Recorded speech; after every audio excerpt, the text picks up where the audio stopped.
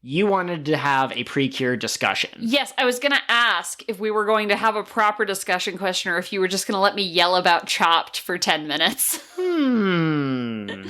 mean, I think... I have one, actually. In that vein. Okay. If you were going to give the 4 delicious party girls a basket of mystery ingredients, what would you give them? And does it have to be the same ingredient for each of them? Or am I picking an ingredient for... No, it would be the same basket for each of them. What would you expect each of them to cook? We will call this the entree round to make it easy for you, since I know you don't do a lot of cooking. Okay, an entree is... like the main course. Okay, so like it's like a steak or a hamburger. Yep. I would put boba popping pearls in the basket. Okay, You'd have boba to D's... incorporate I'm those. sorry. Why are you like... Why am I like what? You know what you're like. Oh, you're talking about the guy who shoots the gun in Star Wars. I was not. Oh, okay. So, in the basket, what's in the basket that they are going to have to use to craft an entree?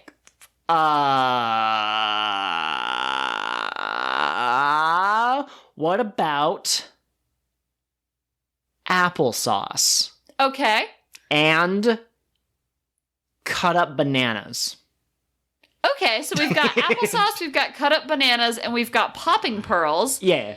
Now we need a meat or something for the girls to cook as like an entree. So Duck. Okay. Yeah. Yeah, they're cooking duck. So Kokone is a fancy bitch. Okay. Right? No objections here. Right. And I think she would cook something really high-end. We're not talking foie gras because foie gras is weird and bad. But I think she'd It's like do... duck fat, isn't it, or something? No, foie gras is duck liver, and it's made by feeding the duck by force with a tube until it's so fat it can't move, because it's, like, the liver has to be enlarged for it to be in this dish. It's bad. Man, you know, like, you can meme on, like, PETA for being extreme and being, like, literally terrorists, I believe, is they're classified in the United States, or they have ties to. But, like, that's the sort of thing that... That's what we need a PETA for. Yeah, we need the forceful feeding of ducks to stop. Like, I'm against that. That's my moral compass. Yes, on this podcast, we are anti-foie gras. Come at us, France! All of France. We have the PreCure on your side. They've taken out the Eiffel Tower once. That was the warning shot. Anyway, I think that Kokone is going to make a duck confit, and she is going to... Duck with feet? Is that what that means? No. Okay, just checking. It's in its own. You were like, you know what's a great idea? I'm going to take a field of knowledge that Joel has almost no knowledge in, and I'm going to put him on the spot. So we're going down this road. Between that and the proposed basket ingredients, I almost feel like I'm on an episode of Chopped because you're not going to come up with something for these girls to cook. No, absolutely not. Why would I? You know what? Actually, I'm putting out the call to our listeners and to any Chopped listeners that are out there. Take this basket of ingredients and tell me what you think each of the delicious party girls would make. I have already given you Kokone. Joel, pick one girl and tell me what your answer is for them. Ron would turn it into dumpling somehow. Oh. I don't know. Can you cook applesauce? Mm-hmm. Okay. Yeah, so you could cook that down into kind of like a thick, sweet, like apple butter. So on Chopped, you've got your basket ingredients, and you have to use the basket ingredients. But you can add other stuff. But you can add other things. So maybe was it banana? Is that the other thing? The sliced banana, yeah. I think maybe she would turn that into like a paste and combine it with flour to make the wrappings for her dumplings. And then she'd cook down the popping pearls and the applesauce until it was like this thick, like syrupy consistency, and she'd glaze her dumplings in that. Okay. Yeah, I really like that. I'm sorry that I know nothing about cooking. I will do better. Watch more Chopped, my guy. Chopped is such a good show. And Chopped has the British comedians who commentate on like what they're doing. That's the Great British Bake Off. And what's the difference? Well, one is about baking, and one is about cooking with mystery ingredients. Okay, what's the difference between baking and cooking? Well, baking I would say, is a very precise mathematical type science. It's chemistry. Okay, so it's like 3 noodles plus 2 sauce divided by the number of spoons of olives? So baking is chemistry, it's science, and cooking is art. Oh. You just sort of, you toss some things together and you see what's up. You know, given that this is a PreCure podcast, you could have said baking is Kira Kira and cooking is Delicious Party, and I would have gone, oh yeah. I could. Although, to be fair, they have been doing a lot of desserts these last couple of episodes, so it's almost like... Listen. I have an even more succinct answer for you. Baking is what my dad is good at, and cooking is what my mom is good at. Although, if you ask them, they're both good at both, of course. I think my dad would say my mom makes better meats. Yeah, I think that they would agree that the other is probably better at... anyways. Anyways, traditional gender roles. Men are good at science, and women are good at art. I see. All right. That has been your mic test. That has been your... That's been your discussion question. I believe we do a discussion question at the top of the episode. We do. What if we did a PreCure season based off of race cars? I would love that. Okay. You know how I've been advocating for there to be a dinosaur-themed season? Yeah, absolutely. I think a race car or a vehicle-themed season would be cool, too. I will say, okay, we're going to get into a little bit of, like, the science of gender here, folks. The science? So, okay. if I go too far, I'm sure Joel will edit it out, and this will all be very funny bonus bloopers and extras. But they did a study recently on, I believe it was bonobos, but it may have been some other type of chimp. And they put out toys. They put out dolls and, like, things that were traditionally girly toys. And they put out race cars and things that were traditionally boy toys.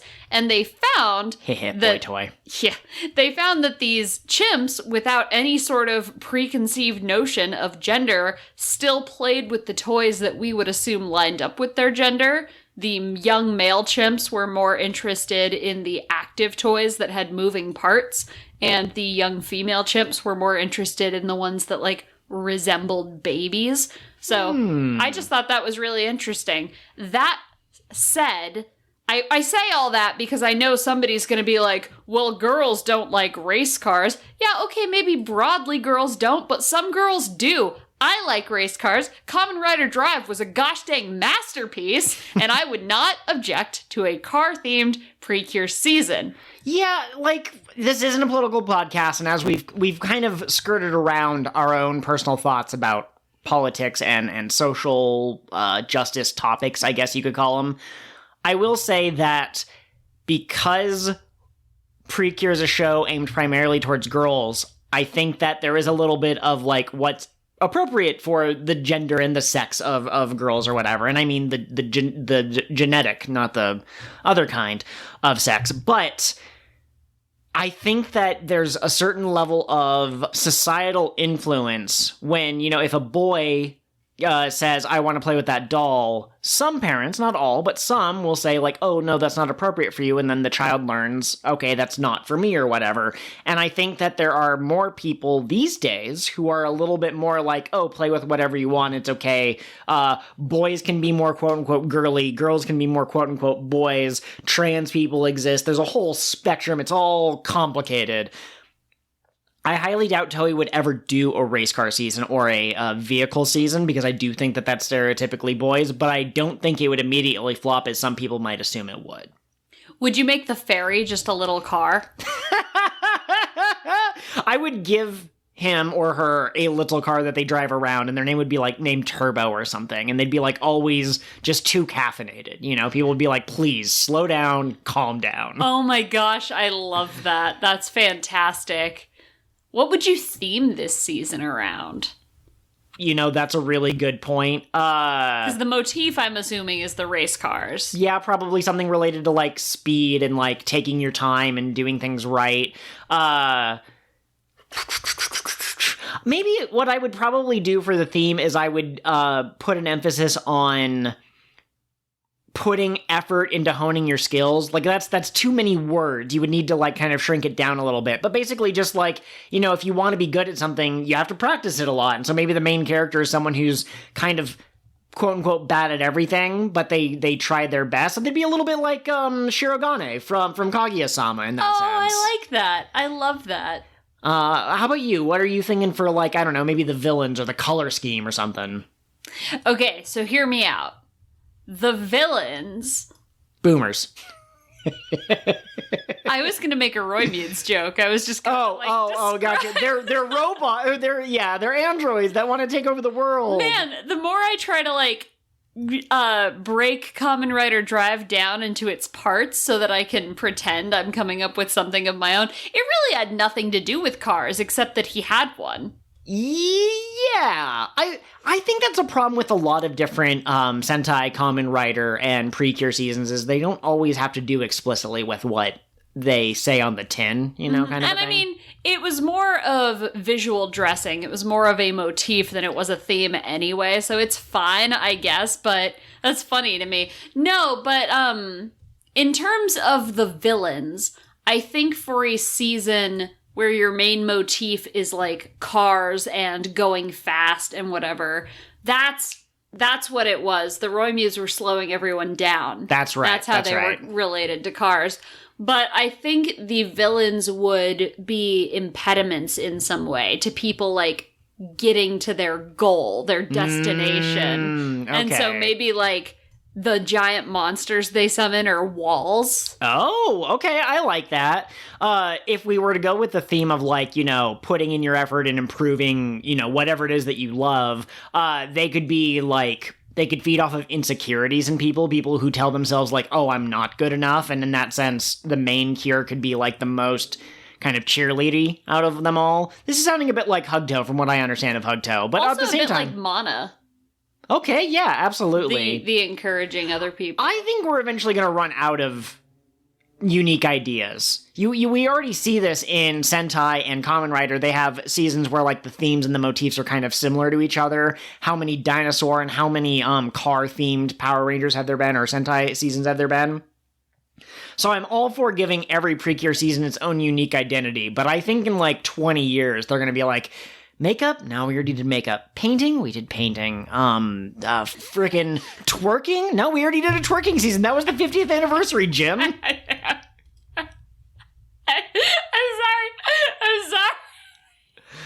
I think I'm gonna have to take my wife to the hospital. Something is happening, viewers, listeners. What about, this is in the Toei boardroom, what if we had one of the girls...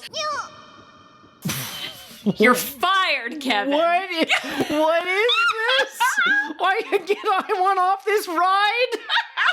So does Kevin.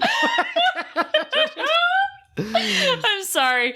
The spirit of bad jokes. I'm telling you right now, I guarantee you, I'm editing that out. There's just going to be, what if, and there's just going to be the sound, and then I'm going to go, what the heck? And people are going to have no idea. Can the Hummies falling sound be our new censor sound? Yes, it can. Yeah. Oh, maybe that should have gone in news and announcements. We have we recorded the sweet PreCure episode, and it should be out now. So I'm kind of debating on YouTube right now. We have a playlist for our season 1 episodes, and we have a playlist for our season 2 episodes. I don't know if I'm going to put the sweet episode in the season 2 Cure of the What Now playlist. I'll probably put it in the bonus episode playlist, but it is available, and if Joel remembers, editing Joel, he will put a timestamp in the YouTube video somewhere in here. Joel, we usually do a discussion question. I was about to ask you for a succinct summary. Do you have a discussion question for me this week?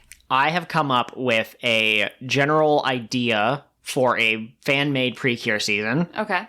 And I would love for you to add your own insights. Okay. So it's going to be a main duo. There may be a third or fourth member that joins later in the season. I haven't thought about them at all. But the two girls, I was thinking, what if we tried to do even more? Because Nagisa and Honoka are supposed to be like two opposites, right? But by like episode 6, they're already getting along. So I was wondering, can we have a relationship where they are a little bit more at odds with each other? We're leaning into the adversarial notes that were in Sweet. Yes, we're leaning into that as well. And so what I was thinking is that the first character, and by the way, these two PreCure would live in different areas, and like the first episode would be entirely about, I don't know, call her AU or whatever. That's our new friend, so that's why that name popped in my head. And the second one is BU. AU and BU. But the first episode is entirely about the first character, and then the second episode is entirely about the second character. And when they transform, I think that one of them should have the motif of fire, and maybe they could be a kind of a hot-headed, they could be kind of passionate about things, maybe warm and affectionate with their friends, like a social butterfly. And then the other one, ice-themed, a little bit more introverted, maybe a little bit more quiet, but also maybe elegant and perhaps really good at school. I don't want to like lean into the sports versus like smarty pants dichotomy too much, but like it does kind of fit in this such situation. Maybe your fire-based one is actually really good at school because she's super competitive. Okay. And the ice-based one is really good at like sports that require precision. Oh, okay. So usually the go-to for these shows is archery because that's a classic Japanese sport. It takes a lot of concentration, but really you could do like tennis. Okay. I kind of like the idea of in the first 2 episodes, these 2 characters don't meet each other at all, and there's like 2 generals that are for some reason attacking like the east side and west side of town. And then I imagine in episode 3, they both show up in like the central area and they both transform and they're just like, who are you? Who are you? And they can't quite get along. And I think their duty as PreCure bring them together, but maybe they aren't like real life friends, or maybe they try to hang out and they're both just kind of like, oh, this is a little awkward. Can the generals be best friends? Yes, I think that they can be. Awesome. Yes. So I think this season, it sounds like we'll have notes of homogeny versus diversity. Okay. So these PreCure, they don't get along and they have some conflict, but they're able to, build off each other's strengths. Whereas the generals get along really well. They've got a bit of an enmeshed relationship, which is no good. A little codependent or whatever. Exactly, yes. But they fall apart, essentially, because they don't have anybody to fill in the holes. Okay, and also, for whatever reason, this season has a theme of dancing and ballet, and the Fire and Ice Girl eventually learn how to dance together, and the spontaneity of one of them goes off of, like, the rigid structure of the other, and the 2 best friends look almost identical. Like, I think in one of the episodes, one of the generals should show up, and they should be like, oh, it's Travis! And you'd be like, I'm Jeff. And they're like, oh, we thought that you were Travis. And then they can also dance together as well, in order to form their combined Ubamauzo mecha thing or whatever. I love that. That's so good. Oh my gosh. It's too bad that you've gone with fire and ice as kind of their power themes, because with ballet being a part, you could almost do a black swan, white swan thing. Oh yeah, I mean, we could do that as well. I like Fire and Ice. There's a couple of levels in one of the Super Mario Galaxies. Might be the second one, might be the first one, but I really I don't know, I like that dichotomy. Speaking of Black Swan, I just want to throw this out there. I have never seen Princess Tutu, and I desperately want to watch it. She can't be in love with a boy. She's a duck. Absolutely. We can add it to the list of other shows that we're watching. We're currently making our way through Birdie Wing, and for once, we're actually watching a show relatively close to when it came out. Yeah, so. Absolutely. When we finish with Birdie Wing, I'll get Joel all cut up on Tokyo Mew Mew New. Mew Mew Mew Mew Mew Mew Mew. Which I saw the original, and you saw Princess Tutu, right? No.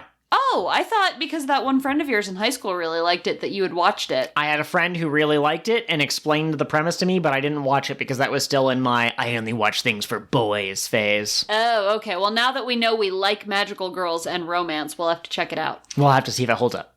Do you have any more? Well, actually, I had another thought. Okay. So I'm thinking you want color palettes that are opposite on the color wheel. Okay. So purple and orange, maybe? Okay, I could see that. Yeah. Yeah. I also, when I was coming up with this, I don't think that they necessarily have to have fire and ice powers. I think it's more of a motif, but like cooler colors for one of them and warmer colors for the other. So I think that really works out well. Perfect. Okay. And that has been your discussion question. And that's it, I think, for news and announcements. Absolutely. Let's go into discussion question. Joel, in the mic test today, I pitched which of the PreCure is most likely to be a secret robot, and we decided it was Kokone. So I want to take that one step further. Okay. If you were going to integrate a technology theme into a season, Would you make it like a technology versus nature thing and have the girls be the nature? Would you make cool robot girls somehow? What are you thinking? I think technology versus nature is a pretty interesting idea that has been pretty thoroughly explored, but I think that it would also be more interesting to have the bad guys also be kind of tech savvy, and what it could be is you could have the bad guys. One could be, like, obsessed with, like, social media and, like, constantly trying to get, like, likes and clouts and all that stuff, and they just, like, they don't have a life outside of social media, which I believe that there's quite a bit of research saying that, like, that's not good for us humans. You know, we need a little bit of touching grass in our lives. Mm-hmm. And then you could they could also get into flame wars, like, on Twitter and stuff like that, and that could be what upsets them and causes them to lash out and create the monsters. Oh my god, I'm pure touch grass. And then there could be another character who is, like, addicted to video games, which is kind of similar, but not exactly the same. And I think that, the girls should have cool robotness. Like, I don't know, maybe they have different programs that they could load in order to get their different forms. You know the scene from Iron Man 2 where he's falling from a plane and he summons his suit and the suit slowly covers him? That is their transformation sequence. Oh, I really like that. That would be so sick. Girls like robots too, Toei. just so you know. Imagine a scene like the Iron Man 2 suitcase scene, you know? Kokona, give me the briefcase! And then she tosses it, and then Rand puts her hands and she just transforms into Iron Man, like, right there. Ah, that's so sick. I love it. We made a very dumb joke in our mic test, and it made me think, what if the robots are named Beep and Boop? Actually, it would be that kind could of... be the fairies, maybe? Yeah, that's what I'm saying. The fairies could be Beep and Boop, or the fairies could be Bit and Bite. That would be pretty funny. 12 bites is a nibble, right? Yeah, the 16? Hang on, no. I'm explaining. Okay. 8 bits make a bite, and the joke is that 12 is a bite and a nibble. And I don't think that's the official designation, but very funny. Ha ha ha ha ha ha ha ha. Also in math, gosh, this is super nerdy. When you take the derivative of position, you get speed. And when you take the derivative of speed, you get acceleration. But if you take the Stop talking. Stop. Derivative. If you take the directive of acceleration, the next 3 are snap, crackle, and pop. That's pretty good. Yes. Something I want to throw out before we get into the meat of this episode, because it is on the scratch pad. If you all know me, you know I am what you might call... a degenerate? A DILF appreciator. Oh, yeah, that's it. A degenerate. I am not the degenerate at this podcasting table. Why does it have to be one of us? Oh, that's a good point. Can it be one of our fans instead? It's neither of us. Okay, it's some vague person out there in the void. No, so I'm a DILF and a GILF appreciator. And the other day I said something to my dad about, oh yeah, such and such actor has kind of DILFy vibes. And my dad goes, what is that? And I'm like, what? And he goes, DILF, what does that mean? And my mom's sitting in the front seat and my mom goes, you know what a MILF is?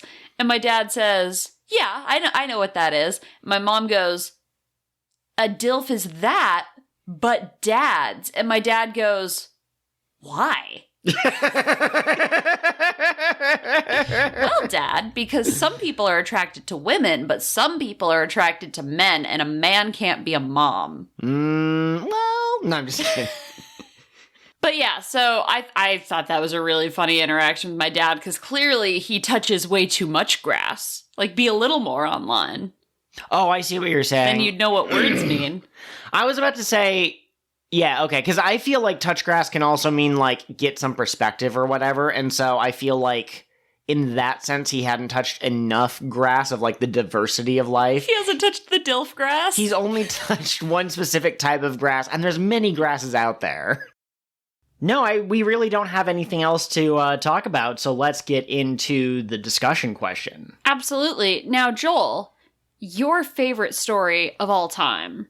is One Piece. Naturally. So I'm going to do the discussion question slightly differently this week. Pitch me a world in which One Piece is a PreCure style magical girl show instead of what it is. So the first thing that comes to mind is that you get the devil fruits, and when you eat them, you get magical girl powers, and each devil fruit gives you a different magical girl power. So you, for instance, have Zoro, who's still a swords woman. I don't know if all the characters would be girls, like in PreCure, where most characters are girls, but you still have Zoro, who didn't eat a devil fruit and isn't a magical boy or girl. He's just a swordsman. And Sanji's still just a chef who fights only using his kicks because One Piece is weird. But Luffy is a magical girl, and maybe something about his magical girlness is what brings other people together. You could have the bad guys, let's just call them the Desertarians. I know that's a real thing, but I'm just going to say that. And maybe they are collecting shards of power that have been scattered on all the different islands. And so as Luffy goes through, Luffy isn't trying to collect the shards. He's just trying to go on his own adventure. But he keeps running into these villains who are doing evil things, and he keeps getting distracted by his magical girl duties, and he keeps saving these shards. And they, like get slurped into him. Like, after he beats up the bad guy, it just, it turns into, light and goes inside of his heart. And Luffy's like, what was that? That was weird. But at the end of the series, it'll turn out that he'll have gathered most of them, and that's why he'll become the Pirate King. Okay. The magical girl to rule them all. the Pirate King is the freest PreCure on the seas. And obviously Chopper would be a fairy-type mascot, and we would tweak his story a little bit to be, he's still I don't want to be a monster, but it would also be I don't want to be the weakling. And so his journey is going from fairy to actual character that can fight. Oh, okay. So he's the mid-season fairy cure. Kind of, yeah, exactly. Okay, Cure Pecker and Cure Chopper, same. Both slightly horrifying if you think about it for too long. Chopper is never going to make us look at his feet, is all I'm saying. That's true. That's absolutely true. What other aspects do you think, how does hockey, for example, from One Piece factor in? Also, because this is primarily a PreCure podcast, hockey is a magical power tied to your strength of will. So, the sort of people who are, the best in their field tend to have really strong hockey, which is a psychic ability that can make your attack stronger. It can help you, see the future, sort of, how your opponent's going to try to attack you. And then there's, a third one that can make people pass out. Yeah, so I think we have an overarching theme of chasing your dream. Sure. Right? And so I think in this magical girl version of One Piece, the stronger your dream and the more encouraging you are of other people for chasing theirs, the more of this dream energy or dreamergy, as Doki Doki would put it, you have. And so if you have enough, then it gives you your mid-season power-up attack. Basically, Luffy would get her... Or his, or whatever. Who knows what's going on. Exactly. Get her attacks through increases in hockey. Okay, I like that.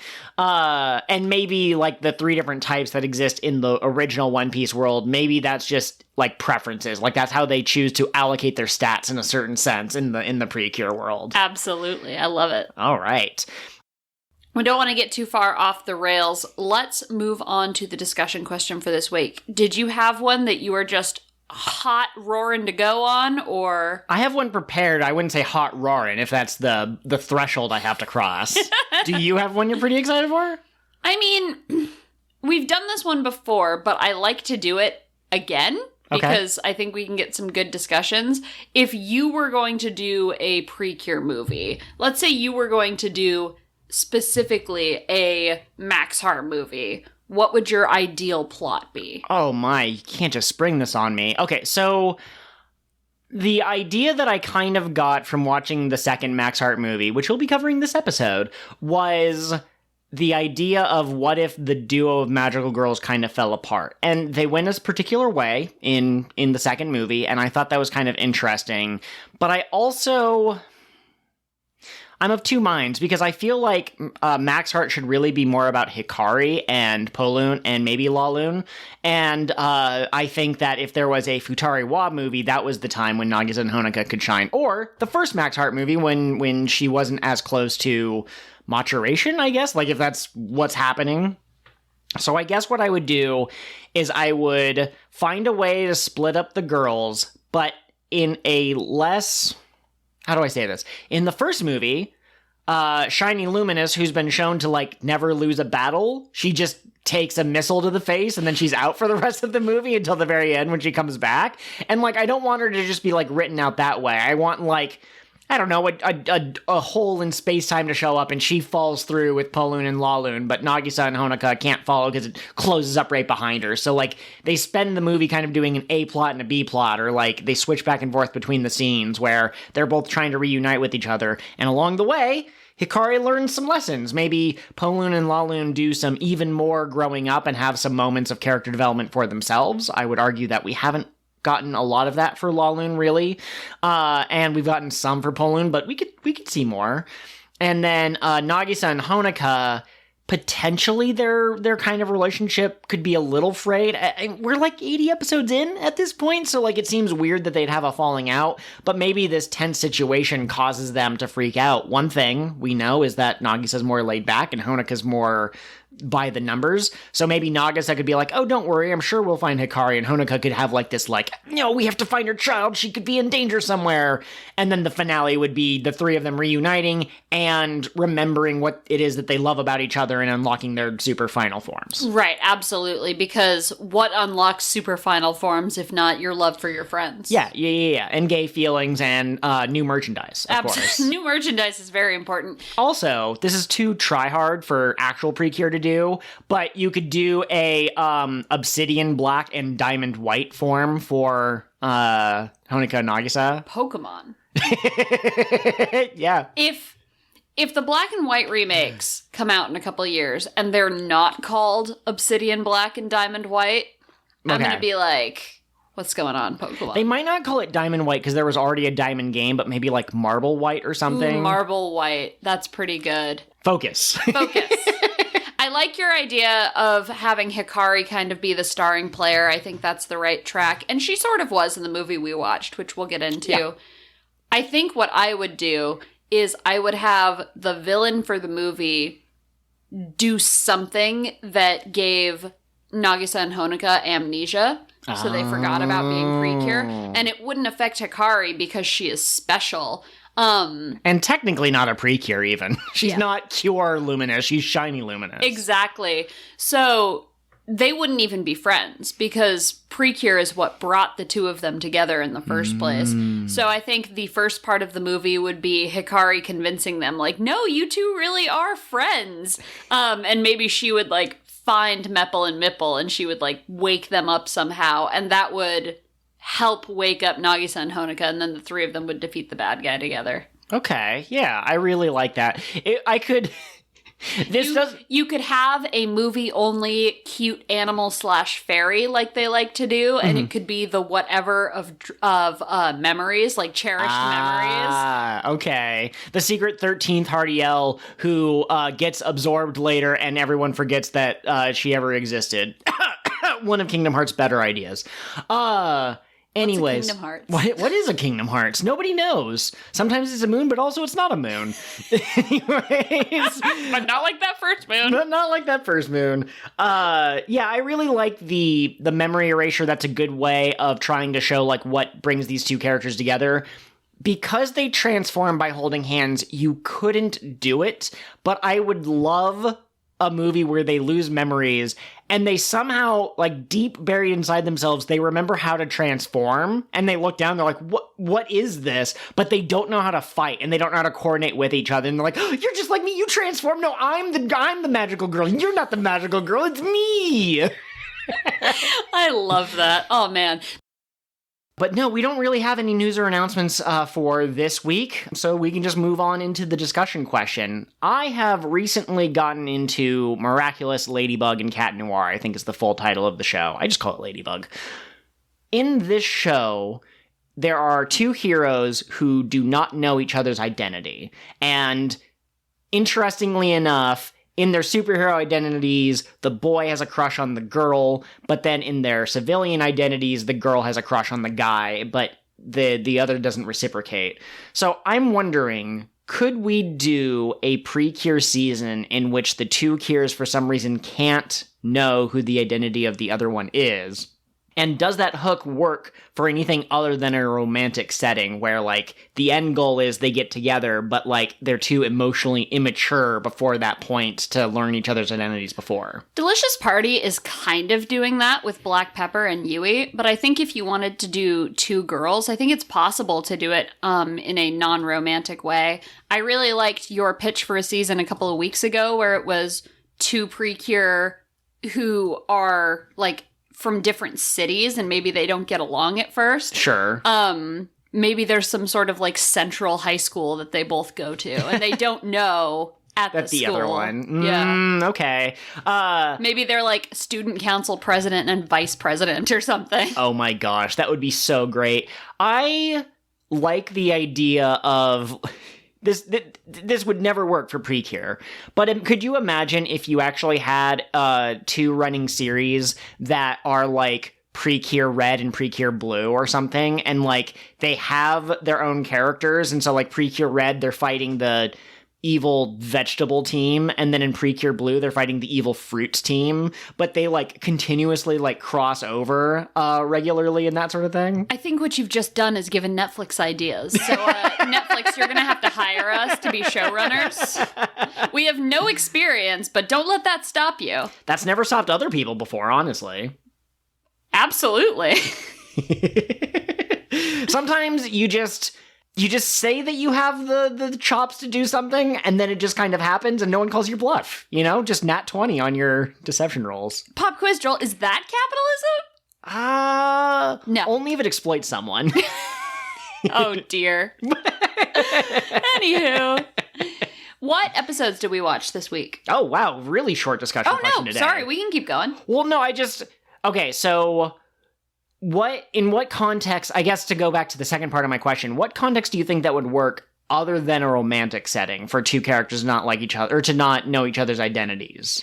I think that you would have to have some sort of relationship between them outside of being superheroes, but I think that could be a rival relationship. Okay. I think it could be a friendship. I think it could be, their next door neighbors. Like, it doesn't have to be a romantic relationship, but they do have to have some sort of regular interaction. Otherwise, where does the tension come from? Absolutely. I like that. I like the idea of it being rivals, particularly if they grow closer and friendlier as superheroes, but not in their civilian forms. She drives me crazy. I would never work with her. Next scene is them as superheroes, like holding hands to fire their off blast. Yeah, absolutely. Absolutely. I also, okay, so I think in Ladybug, the premise is that no one can know about their secret identities, or else it's basically end of the world. They haven't explicitly said what the stakes are, but like it's very clear. But I think it would be interesting if we were doing PreCure Red and PreCure Blue, or whatever the case may be, pink and yellow. It would be interesting if each of the two PreCure had like a team of friends helping them, and they could even be like different. So like one of them could have like a team that's like a website designer, and then a coder, and then like a person who reads a lot of detective books, and then the other one could have like friends in like the karate club and the punch people really hard club and that sort of thing. But it'd be interesting if there was like a team that tries to like wrong foot the other team. So you could have several episodes where they come this close to figuring out that the other one's a PreCure, but then one of these side characters does like some kind of shenanigans or something to throw them off the trail. That sounds incredible. I feel like this would actually be really fun to watch if it were real. Yeah, absolutely. I like all of the discussions we have, but not everyone I can see being an actual show. This one I can see, and I think I would like it a lot. Yeah, absolutely. I'll try to have the script for the first episode on your desk by Monday. Oh, perfect. Perfect. I've actually been writing my own PreCure season novelization recently. Okay, excellent. Perfect. Yeah. And then they held hands, and the rainbow blast was even bigger than the last rainbow blast. Okay. So, really quick, the episodes that we watched. Do I do this before or after the discussion? No, the lead-in discussion is more important. All right, let's do the lead-in discussion. Do we have any lead-in discussion, like prompts that we want to go through? If one of the PreCure were going to murder you for hitting the table and shaking the mic, which PreCure would I didn't hit the table, I didn't hit the mic! It's not me! I'm just kidding. It'll be really funny if that doesn't actually get picked up on the mic and I just yelled at you for no reason. I think that's what's going to happen, but there have been many times where I thought that I didn't make a sound, and then editing Joel realizes, oh no, there was a sound. There was a thump. Okay, but for a discussion question this week, we are out of town for a wedding, and there are many theories that the next season might be wedding-themed, so hit me with your best shot. What are you thinking a wedding-themed season of PreCure would look like? I think because you need something that can be used episodically, right? So it can't be like the main character dreams of some... I mean, the Pink Cure probably absolutely has her own ideas about what her wedding will look like. She probably believes in love, she probably believes in the sanctity of marriage or whatever, but... you probably wouldn't have the season be she's preparing for her own wedding. A, because of her age, and B, that's like a one-off event. So the best way to do it, I think, is if one of them was like a wedding planner or something like that. You could have a wedding planner character, you could have a matchmaker character, you could have like a catering specialist kind of a character that kind of runs into Delicious Party, but then when they have their movie crossover... they could get along on that, you know? And then one of them could be a DJ. That could be the Yellow Cure, who's just full of energy, but constantly is playing, like, techno and hip-hop and what's the other one? Dubstep, that's the one I was thinking of. Surprise Best Girl. It's too bad Papaya wasn't better, because then we could have had a Yellow Best Girl 3 seasons in a row. Yeah, absolutely. Not throwing any shade on anyone who does like Papaya, she just didn't hit us the right way. Yeah, which is funny, because hitting is her main thing. Okay, so do you have any thoughts on any of that? I think the villains would be affecting the feelings between people. So PreCure seems to try to stay away from romance by and large. There's occasionally a little bit, and some of the older seasons have a lot more. Like, there's full-on kisses in some of the old seasons. Sure. But... modern PreCure seems to stay away from a lot of the romantic feelings. But if you were going to have it be based on weddings, I think it would be about those connections between people and our feelings for one another. And so I think the villains would be, like, creating strife. Yeah, absolutely. So they could harvest the hate balls. The negative, the fighting energy, basically, between them. I really like that. I like the idea that some of these episodes would be about, like I said, there'd be like a matchmaker or a character who's like really interested in, kind of like Momo's Own Love, actually. And so you could have some episodes that are about kind of like setting up a new couple. You could have some episodes that's about a couple that's been dating for a long time and maybe they're having some kind of an issue that's appropriate for the age group. And then you could have some episodes, big special episodes that are like weddings or something like that. I've also noticed that a lot of the girls throughout the seasons have at least like one member of each team usually has like parents that are involved in sweets or donuts or baking or cooking in some way. And so I think that the main Pink's parents could be wedding cake designers. I think that would be really neat. That. One of them could have a family who does like flowers. Yes, absolutely. See, that also feels like a Pink thing to me, but I think either way, you know? Sure. Mm-hmm. So I think that's really cool. You could have, their transformation items could be like little bouquets or something like that. Oh, that would be so cute. We know that PreCure loves to use like makeup compacts as a transformation item. Sure. That's been in a couple of seasons. It was even in Kira. Yeah. Which is funny, because Kira had nothing to do with makeup otherwise. But that's a big part of weddings, so you could have a little makeup compact. Do women not wear chocolate mascara and, like, cupcake-flavored lipstick when they're trying to dress up for fancy events? No. Oh. Well, I misunderstood. I have been eating your lipstick for the past 3 years thinking that it was chocolate. It didn't taste like chocolate, but I figured maybe it was like European, you know, like has a slightly different like level of sugar in there. So you were just trying to see if you could get used to it? Get like used you to thought it, yeah, your absolutely. tastes weren't sophisticated enough? Yeah, stop eating my lipstick. It's like $30 a container. Absolutely. All right, so we start these episodes with a discussion question. Now, I already asked about the fire and ice duo trope, And now my question to you is, are there any other duos? Like, if we wanted to start our own Magical Girl series that was, inspired by PreCure, but it had this, like, duality kind of theme throughout all the different seasons, what would we do for season 2? Body and spirit? Okay, so, like, one of them would be, like, really strong and just, like, always doing push-ups and stuff, and then the other one would be, like, what, a priest? She'd have, like, a magic wand, and she'd do magic shit. Oh, okay, so she'd, like, believe. Yeah, exactly. I'm just kind of throwing out duos. Another one is black and white. We can't steal that from PreCure. We could do Shadow and Light. There you go. Yeah, and then they have, like, a Twilight fusion attack or something like that. That's the best thing you've ever said to me on this podcast.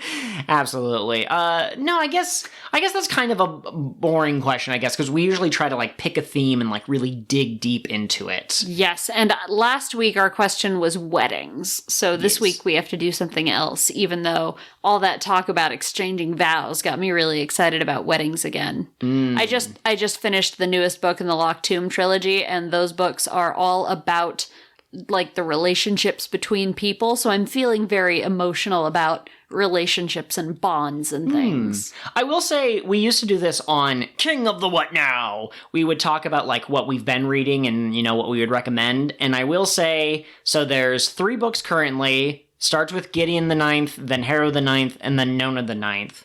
You cannot just read Nona the Ninth because you will have absolutely no idea what's going on, but Nona, as a third-person limited point of view character, has my favorite internal voice of the 3. If I had to rank them, I would say Nona, then Gideon, and then Harrow. Fascinating. I would probably do Harrow, Gideon, Nona. Interesting. Mm-hmm. But anyways, I think that Tasman Muir has a talent for writing different characters of different personalities that really, clash and interact. Absolutely. I know a lot of PreCure fans, particularly PreCure fans on Twitter, only consume media that is about girls, and I would say probably 90% of the important characters are female in these books, so if that's the kind of media you like, maybe check them out. There's a lot of representation as far as, like, gender and sexuality and ethnicity goes. Less so religion, because that's not really a thing in the future, but yeah. Yeah, absolutely. And it's about necromancers in space, basically. Like, there's a big plot going on, but you don't find out about it until, like, the end of book 2, and even now, I don't think... I mean, there's probably some theorists out there, but, like, the common reader does not know what's going to happen in the 4th book. Joel, can I share a slightly off-topic story since we're already talking about this? Absolutely. Okay, so I recommended these books to my dad because they are extremely Catholic. And my dad was born and raised Catholic, and so I was like, you might appreciate some of the highbrow literary references here. And so I'm talking to my dad about, like, oh, have you started Gideon yet? What do you think? Etc., etc. And my mom goes, what are you guys talking about? And dad goes, a book. And my mom goes, what book? And I say, it's about space necromancers, because I know mom will be weird if I'm like, it's about lesbian necromancers in space, which is what it actually says on the book cover. And my dad goes, very triumphantly, lesbian necromancers in space. And I'm like, yeah, it's very Catholic. That's why I recommended it to dad. And dad goes, lesbian Catholics. So he was just very pleased with himself. Interesting. Okay. So was he actually reading it, or did he just glean that from you? No, he's reading it. He downloaded it on his Kindle. He's finishing Dune, and then he's starting Gideon. Wow, really? Okay. All right, so since we're talking about podcasting, pitch me a PreCure season where they are podcasters. Okay, so I think the most important thing is that... Okay, so the pink... or the leader, because they're not always pink, but the leader is almost always someone who's really enthusiastic about the subject. So I think that maybe the lead Kier is someone who listens to a lot of podcasts and really enjoys them and thinks that they would be neat. And also starts it up maybe with their dad or mom to start with or something, and they don't really know what they want the podcast to be about. And what ends up happening throughout the season is they end up going out and finding other members of the community and, like, interviewing them and stuff, and the bad guys always interfere with the guest in some way, and then that's why when the PreCure have to step in.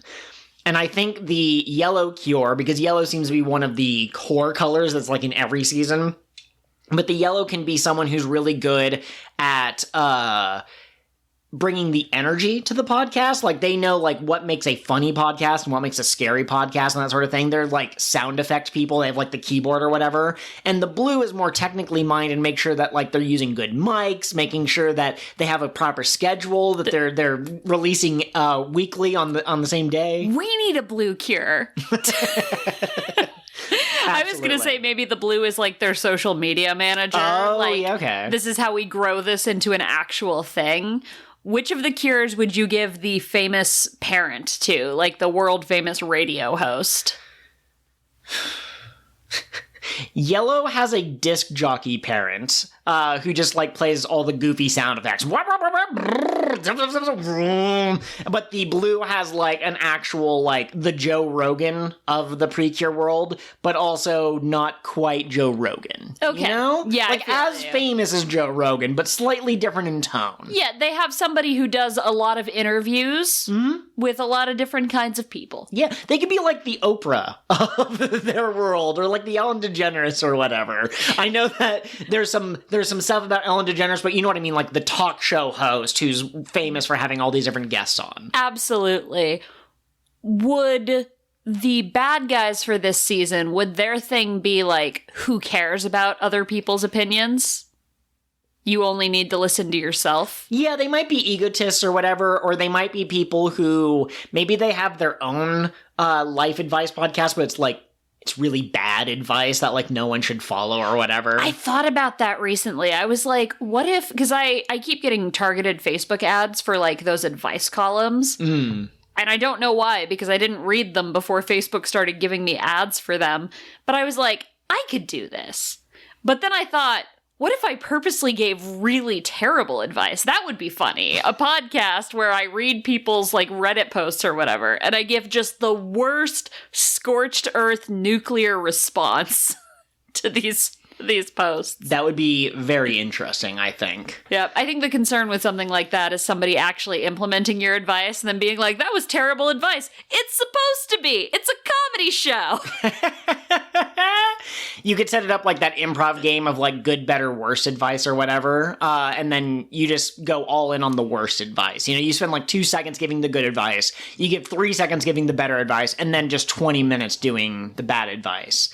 What do you think you would do for the mid-season cure? Maybe you'd have someone...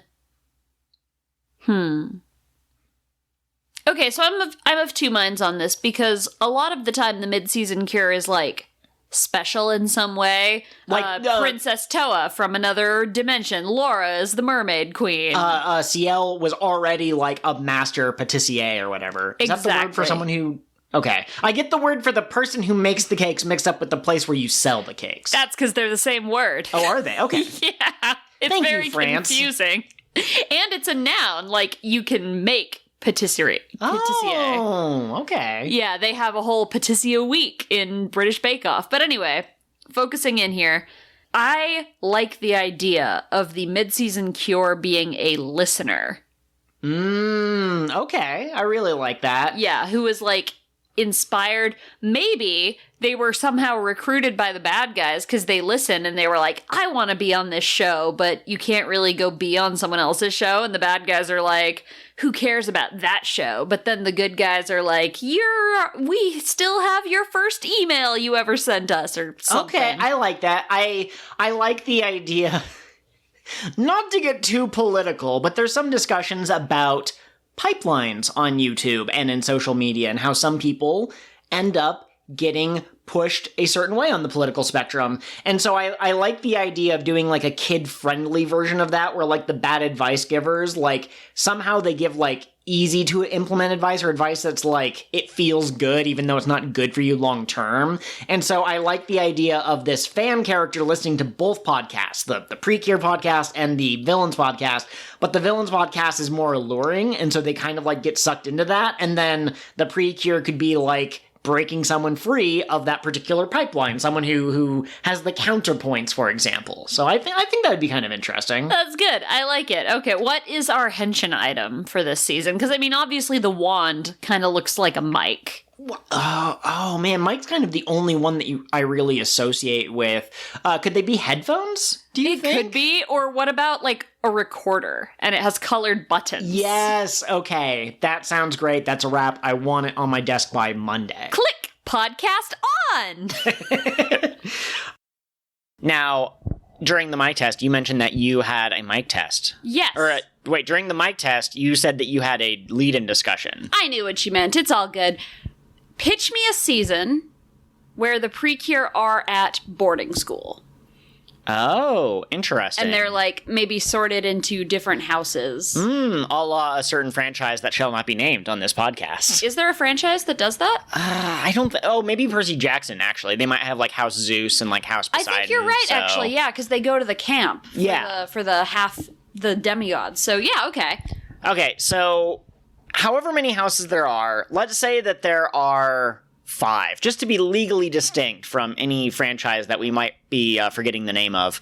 And so I think what we should do is we should have each cure be from a different house. And so, like, well, is that...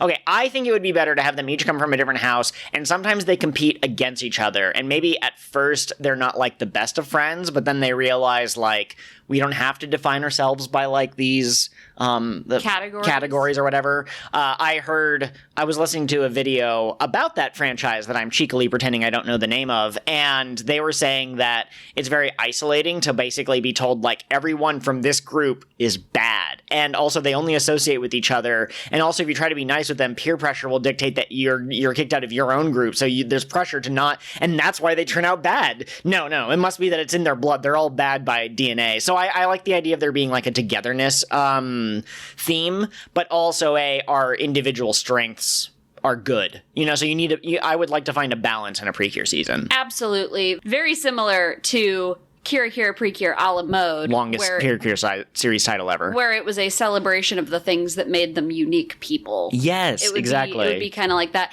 Also, that's a really interesting take for your video to have gone down, because in my experience, giving people a group to belong to enhances their sense of, like, connection to the overall whole.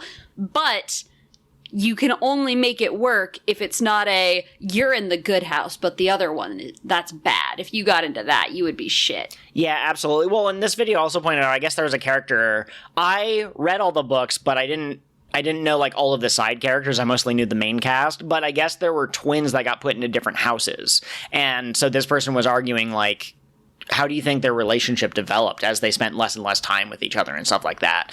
And they also ate and dined in, like, completely separate areas, whereas I think if we did a PreCure version, they would probably all have lunch in the same area, and they'd probably have, like, friendly competitions with each other, you know? So I don't think it would be as cutthroat as the real world probably would be if we divided people into teams and said that you're, like, competing for $1 million for charity or something like that. Absolutely. What would you have be the villains in this? And I mean, I have kind of a vague idea. I think that if the theme overall is celebrating what makes us unique and togetherness, then the villains would be, you know, like, division. Yeah, division makes sense, or, like, putting people down, like, making fun of people. Like, there could be a character, we use this example a lot, but, like, a girl character who likes bugs. That's not super common for performing femininity, and so she'd be a weirdo in some people's views, and the bad guys would exasperate that. They would find ways to, like, pick on people and make them feel bad, and then the PreCure would come and be like, no, you're great. It's awesome. Absolutely. What if, at the end of the season, when they finally power of friendship to the evil out of the villains, what if the villains became a secret fifth house? Or sixth house? I really like that. I like the idea of our PreCure characters. Maybe the mid-season cure would be different, but I like the original cast mostly being, like, lower class, and, like, say it's a 4-year system, they'd be year 1 and year 2 or something. And I like the idea that the final episode, if they do the show them after the final battle, the villains have enrolled as year 1 students, as our PreCure are now years 2 or 3. Absolutely. I want one girl to be both an upperclassman, so you're, 3 or 4, depending on which version of middle Yes. or high school you're using, but also like the leader of her house. Yes, I absolutely like that. I like the final episode, kind of like how Tropical Rouge all led up to the Tropical Fest or whatever it was.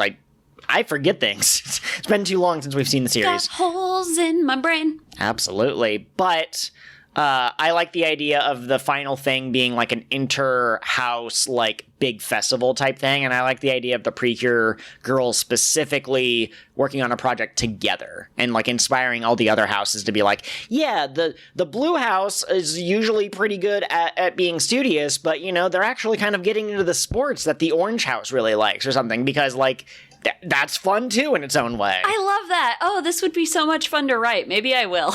Yeah, absolutely. Also, as a reminder, if anyone's listening to this and has a particular discussion question they want to ask, like if there's a particular type of theme or character archetype or relationship that you would want us to riff on, you can send them to us. We have a couple of backups, but I am starting to worry that we're running out of ideas. Also, if you ever want to take one of our ideas and just fanfic off of it, go for it, as long as you send it to me so I can read it. Absolutely. I have a kind of zany discussion question. So, what about a PreCure season where the civilian form and the PreCure form are two distinct personalities? So it's a little bit like Shaman King a bit, where like you team up with like a spirit and then that's who actually fights alongside you. Okay, I like it. Would that make the PreCure self be the fairy for the season as well, or would you have a separate fairy? Well, I'd probably have a single fairy, like in Car PreCure a la mode, longest series title ever, where you just had the one Pecorin, and I guess technically you had Elder as well, but I would have one fairy that's like somehow the gap, like maybe it would be the gap between present and past, so maybe the PreCure are warriors who already saved the world, and then the hosts, I guess you would call them, are the girls who have to currently save the world. And what I think would be kind of interesting is you would have to balance why the hosts are a necessary part of the component. Like, could they just be meat puppets? Could the PreCure possess dolls and fight the evil guys? And I think the answer is that there's something about the way that these current hosts act that helps elevate the PreCure even further. Okay, I like that. I think the main girl would be someone who's really passionate about history, and she'd be like, history connects us to one another, and the bad guys would be like, yeah, who cares about your history? Yeah, absolutely. I kind of like that. I like the idea of the bad guys also being like past villains that they fought. So like maybe let's pretend that there's three. There's a pink, yellow, and a blue. That's the pretty common trio, I think. And so, like, the pink came from, like, 1,000 years ago, and the yellow came from 800 years ago, and the blue came from 500 years ago. And somehow they're villains from those same time periods, revived in the present day, and they, like, learned technology or something. And so, like, they've upgraded themselves. So the tactics that were used back in the day no longer work. And so they would both be kind of like patooey to the other ages. You know, like the guy from 1,000 years ago would make fun of the woman from 800 years ago. Like, oh, you're so weird. These kids. But also they would have like a rivalry with their PreCure ghosts that they're fighting. Okay, I like it. Okay. Do you have any other thoughts about this season? This was your big discussion question. You were really excited about it. I mean, I think there's a lot of leverage you can come out of here. We've had episodes with where like maybe Kokone and Pam Pam have to grow closer, or Ran has to spend time with Mem Mem. And what you have here is a specific type of teamwork where the modern day characters would have to come to grips with like cultural differences or different perspectives with the people. And if the host refuses to transform, then the PreCure is essentially powerless. But if the PreCure refuses to lend their power, then the host is kind of powerless. And so they're going to have to find a way to or bridge that gap. You could have an episode where another character is temporarily given PreCure powers and becomes the new host for one of the other PreCure. So the cure form is the same, but the civilian is different. And then maybe the main girl or whoever would have to kind of like realize like, oh, I do actually really want to help people. And maybe I should have listened to, I don't know, Quan Shi is the name that comes to mind because that name sounds ancient to me, but you know. Yeah, also apologies to anybody who speaks those older languages if Joel just made up random sounds. Yeah, absolutely. Yeah, no, I like that idea a lot. Joel, do we want to do a discussion or do we want to just roll right into it since we've got so much meat to chew on? I think that with the release of a particular show that we've now watched the first couple of episodes of, it's the perfect time to ask ourselves, which of the delicious party girls do you think would be most frazzled by being put inside of a dating sim? Also, oh no, that answer is too obvious. I was going to say, which is the Martian bumble kid, like the country bumpkin who enrolls in school and gets married to one of the other, like a high lady, but that's obviously Kokone and Amane. Obviously, yeah. Although Kokone and Amane are both kind of fancy ladies, aren't they? Yeah, but like I could see Amane being the princess that everyone wants to marry in Gundam, a show that has never been political and never had lesbians ever. Have you seen They're really Gundam? shaking the formula this year. You know what's great? You know what's great about having never seen any Gundam? I get to just wow, cool robot it, you know? Like I know Gundam historically is about stuff. Yeah. But that's fun. Like, it can be about stuff, and I can enjoy the cool robots. Now, I've only seen a total of 2 seasons. I've seen G Gundam, which is, like, known to be camp and, like, not as silly, and it takes place in an alternate timeline. And I saw Iron-Blooded Orphans. And I would say that neither of them is capable of subtlety. And I would say that as far as I understood the messages, it was just war is bad, which, you know, we can all agree war is bad, but, like, it didn't go much deeper than that. Have you considered that you are much older than probably the target demographic for Gundam, so it's easier for you to see it? I think a lot of people who missed that it was like an anti-war show probably watched it when they were children. Oh, maybe. And then they watched it as adults and they were like, who put these politics in my giant robot show? Yeah, who made the mechs woke all of a sudden? I don't understand. You can't tell jokes anymore when you're inside of the Gundam. I will also say, I will admit that because Iron-Blooded Orphans was so hyped up to me by a couple of people in a different Discord server that when I started watching it and it wasn't amazing, it was just a show, I think that contributes to me not paying much attention to the themes. So there probably was deeper themes other than war is bad, but like, I didn't care. Joel doesn't always get it. Yeah, I don't. If it's a serious show and there are no cute girls, chances are pretty high he's not going to pay attention. But we all have our things, you know? We're getting off track. We're going to do a discussion question. I'm torn on this one. Because on one hand, Yui doesn't get romance at all. But I don't think she'd be upset that she was thrust into a dating sim. I think she'd just be confused. I don't think she even knows what dating is. Exactly. But Ran, if you took away Ran's ramens and her siblings and all of the weird toys she invents and we're like, you gotta kiss a boy before you get any of that back, she would lose it. She would freak out. She'd have such good faces. Also, you and I have long speculated that Ran X Amane's 2 hot older brothers has long since been like a thing that the show's been setting up. So imagine them showing up and becoming the Ikumen, I guess is the term. I am aware of dating games. I'm aware of like otome games, but I don't know like the Japanese word. So if you go on to Netflix, I believe it's out on Netflix in the US and Japan, but it might be available on other streaming platforms in other countries. I don't know.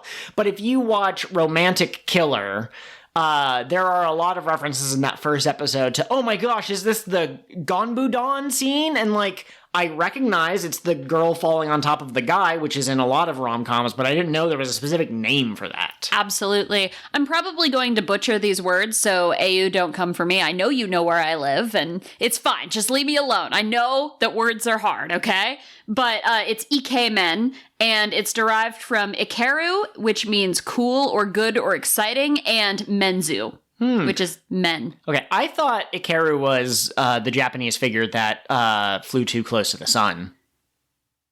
No. Oh, no? No. Someone else? You're thinking of Ice Baby. Oh, yeah, of course. I couldn't think of another word close to Icarus. Yeah, Icarus is kind of a unique sounding word in the English language, at least. We don't have a lot of words that rhyme with it. Absolutely. Hey, on Google, when you look up Ikemen, one of the first image results you get is Ikemen Vampire, Temptation in the Dark, and it's just a lot of hot vampire boys. That sounds Halloween themed. Yeah. You remember that one time I tried to watch an anime that I thought was going to be a cute, nice reverse harem vampire, and then it was bad? It was just awful. First episode, terrifying. Yeah, I think streaming services are like, check it out. Check out our many different shows. But a lot of the times, they're not great, you know? So... anyways, I think that's been our discussion question. The one person... we didn't touch on Kokone and Amane. I think Kokone, like Yui, would be slightly confused, but I think Kokone would be confused insofar as, like, she seems to mostly read books and be into fashion, so, like, I don't think she's, like, ace or anything like that. Like, I don't think she's uninterested in boys or disinterested or girls or whatever the case may be, but I just don't think she would understand the tropes and stuff, and she'd be like, what is going on? And Amane... I'm gonna headcanon that she, like, knows some video games. Like, I think that maybe her brothers have probably played some. They probably haven't played Otome games, but she probably gets enough that, like, if somehow a little wizard was like, I'm gonna turn your life into a video game, I think that she would kind of get it. So I think you're right that Ran would be the one who created the most hilarious situations, which fits with the theme of romantic killer. Absolutely. Welcome to the episode, folks. I don't believe there's any news or announcements this week, so we will roll right into the discussion question, assuming my handsome co-host Joel has thought of one for today. What about a PreCure season where there are twin sisters and one twin sister is the leader of the PreCure, and the other twin sister got abducted by the bad guys and is one of the evil generals? That sounds awesome. It also kind of reminds me of Heartcatch. Oh yeah, it kind of does, doesn't it? A little bit. And then it also, to me, reminds me of Doki Doki just a little bit. Not that Regina and Mana are twins, but kind of similar vibes. Yeah, I thought you were going to say Augury, and I was going to say, of course, Regina and Augury aren't twins because they're halves of the same person. Oh yes, absolutely. But no, I really like that idea. I think you could get a lot of interpersonal drama. Would you make this a smaller team then, so you could focus on the relationship between the sisters? Yeah, maybe it would be like a trio kind of a thing, and maybe you don't even need a special secret PreCure, or maybe everyone would speculate that it would be the twin sister, but maybe she would not end up joining the team. That'd be kind of an interesting switcheroo, a switch to the formula. I think that you would want to have some episodes where the sister who got abducted or turned evil or whatever the case may be is good again, and you want some time for that to kind of grow, develop as an arc, as it were, but you wouldn't want her to become a good guy too early if that's like literally your premise, is that the bad sister is bad. So I'd probably save that for like, say there's 45 episodes, I save it till like episode 30 when they finally succeed in kidnapping her back from the bad guys. Absolutely. I was going to say something similar. I think I was going to say 25 to 30 range. On the note of Dark PreCure from Heartcatch, which season that we've seen since do you think could be improved by the addition of a Dark PreCure on the villain team? I think Doki Doki would be really effective. Like if Regina had been their team's magical like negative girl. Whatever. Okay, yeah. It'd be kind of interesting if it'd be interesting if Regina was able to like match each of the PreCure powers. So like Makoto goes up and tries to use like swords, and then she draws her own sword and blocks them or whatever. But then when Alice or Rosetta tries to attack her from behind, she pulls out her own like evil shield or something.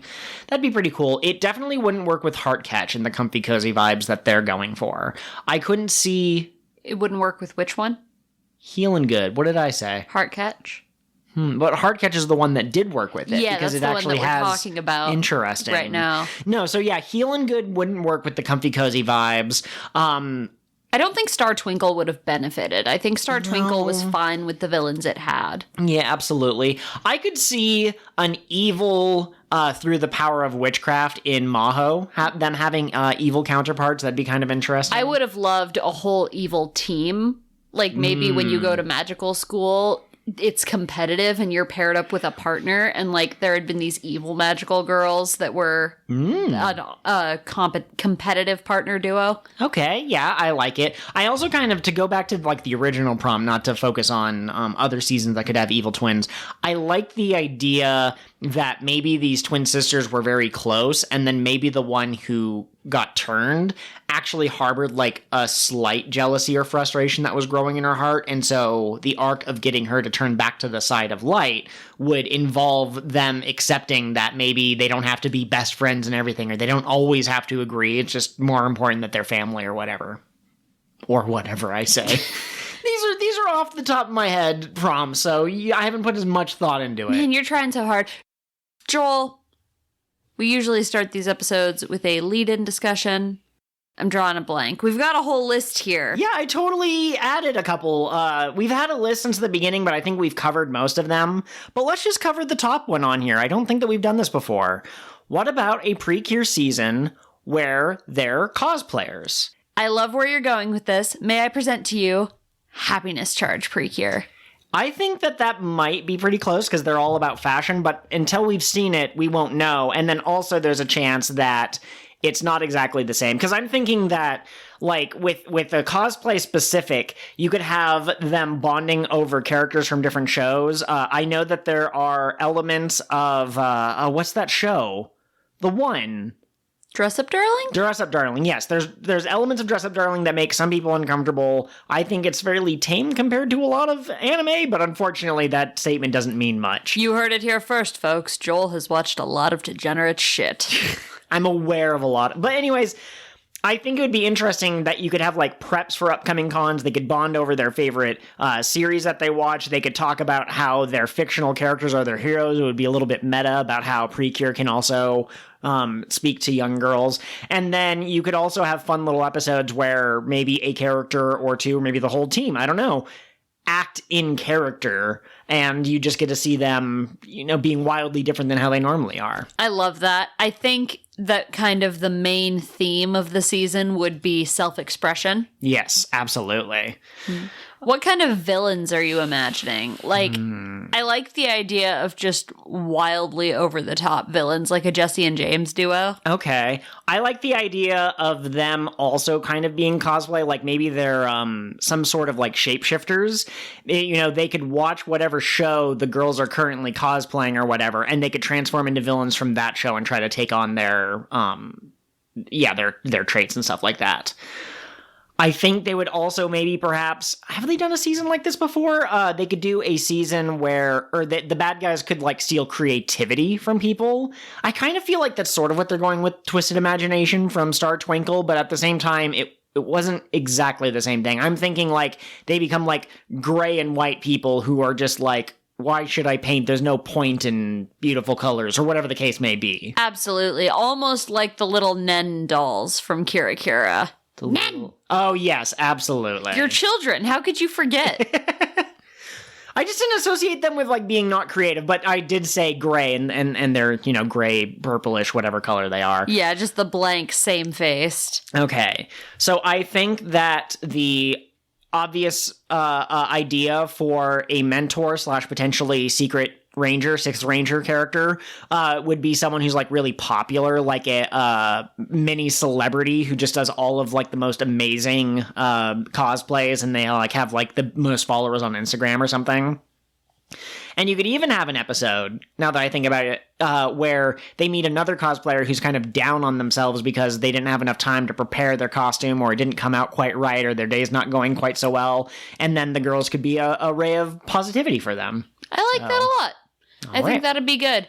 I like the idea of this being a slightly larger team, like 4 or 5, as opposed to the smaller duos and trios. Yeah, absolutely. Then, maybe they have a favorite superhero girl show, and each of them dresses up as one. Oh, yes, absolutely. I also like the idea of the fairy showing up in the first episode and being like, you're going to become a PreCure, and they're just like, oh, like this one show, like they're loving it. I think, was it Smile where the main girl was like really into it and like already knew what a transformation was. So, You know what's funny? what's that? We are talking about PreCure and have just referenced Dress Up Darling, a show that has a reference to Heartcatch PreCure in it. Yes, absolutely. Yeah. If you haven't seen the show, she decides she wants to cosplay a magical girl.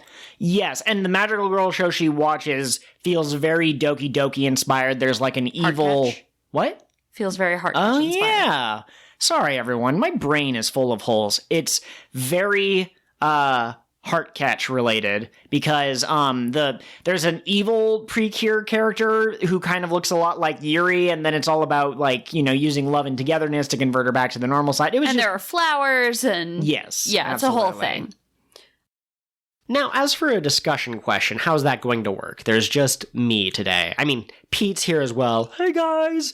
But, Pete's not really one for discussion questions, and so what are we going to do? And what I want to ask you, the listener, is to tell me about any trios that you know that exist in film, anime, books, real life, philosophy, religion, even if you want. Because I think that a trio is about the right size of a PreCure team for the initial set of characters. I really like duos. I've talked about it time and time again on this show, but I also think that there's some interesting power dynamics, I guess. That's not the right word, but some interesting dynamics that can exist between a group of three. I know, for example, you have the Trinity in Kingdom Hearts with Donald Duck, Goofy, and Sora, although I can't really say I know what Sora is. Sora's I guess he's the attacker, and Donald is the magic user, and Goofy is the shield user. And in that same vein, you could have the physical, like the brute, the strong one. You could have the smart one, maybe not as physically powerful, but, much better at, thinking and that kind of a thing. And then the third one could be either defense or speed. That's kind of what Sonic's trios are, right? Sonic is the fast one, Knuckles is the strong one, and Tails is the smart one. In Pokemon, you kind of have trios like that, I guess. In Pokemon, it's fire, water, grass, or if you want to be really edgy, it could be psychic, dark, and fighting that all are super effective against each other in a roundabout way like that. And so I'm just trying to think of, are there any other archetypes of trios that could exist? Could you make a really good PreCure season based off of rock, paper, and scissors, for example? I would love to see Cure Scissors and what she represents. I guess in that case, Scissors would probably be like, she'd specialize in attacking probably, and Rock would probably be defense, maybe like the slow-moving one, but also very strong. But then Paper would be flexible, maybe? I guess her character motif could be like origami, so maybe in battle she kind of shifts her fighting style one way or the other. I don't know. This is why I'm trying to think of other trinities or trios that exist in different media or video games or that sort of a thing. I suppose you could also do something where, like, it's the physical person, maybe like with a sword, if you were going to go into like D&D terms, and then you could have a ranged fighter, so they're still physical, but they're long range versus short range, and then the third one could be like the magic user or something like that. And then there's also, of course, earth and sky and sea, or, flying, walking, and swimming as a sort of trio. You have the Deku shrub and the Goron and the Zora from Majora's Mask. Are there any other trios that really stand out that are super obvious? I guess you could do Sun, Moon, and Earth. That would be pretty cool, although that comes quite close to... I guess we've had Celine and Solier from Star Twinkle, but that wasn't really a trio, that was a duo. So I think there's a lot of easy duos that you can find, Brawn versus Brain or something like that, Cute versus Tough or something like that. But I'm really interested in seeing what trios exist out there that I haven't heard of that could be interesting themes to take on into a PreCure.